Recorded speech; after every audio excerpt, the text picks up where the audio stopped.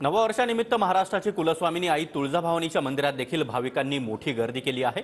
नववर्षाच्या अनुषंगानं भाविकांनी तुळजापूर नगरीमध्ये मोठी गर्दी करत तुळजाभवानीचं दर्शन या ठिकाणी घेतलंय। महाराष्ट्राची कुलस्वामिनी आई तुळजाभवानी मातेच्या मंदिरात भाविकांनी गर्दी केली। आपण इथे पाहू शकतो की नववर्षाच्या स्वागतासाठी राज्यभरातील भाविक जे आहेत ते तुळजाभवानी मातेच्या दर्शनासाठी इथे आलेले आहेत। तुळजाभवानी मातेचं जे मंदिर आहे ते 22 तास खुलं राहणार आहे। मला सांगा तुम्ही काय प्रार्थना केली आहे?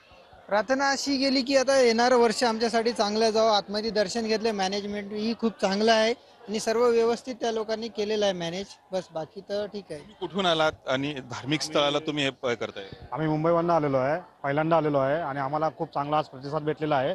आमचं दर्शन व्यवस्थितपणे झालेलं आहे आणि आम्ही पुढल्या वर्षासाठी सगळ्यांसाठी आशा करू देवी भवानीकडे की सगळ्यांना आरोग्य सुख समृद्धीचं भेटावं। बस सर्वांना चांगलं आरोग्य मिळावं अशी इथली प्रार्थना इथल्या भाविकांनी केली आहे। संतोष जाधव, TVNine मराठी, तुळजापूर, धाराशिव। नववर्षाच्या स्वागताच्या पार्श्वभूमीवर परभणी पोलिसांकडून ड्रंक अँड ड्राईव्ह विरोधात जोरदार मोहीम राबवली जाते। त्याचाच आढावा घेतला आमच्या प्रतिनिधींनी, पाहूया।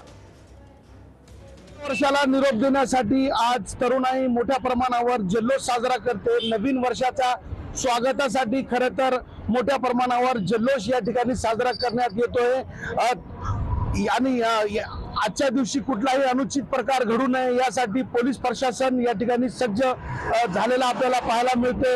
वाहतूक शाखेकडून खरं तर ड्रंक अँड ड्राईव्ह संदर्भात कठोर पावले उचलली जात आहे। परभणी वाहतूक शाखेचे अधिकारी आणि कर्मचारी शहरातील वसमत रोड हा जो परिसर आहे या परिसरामध्ये कसून वाहनधारकांची तपासणी केली जात आहे।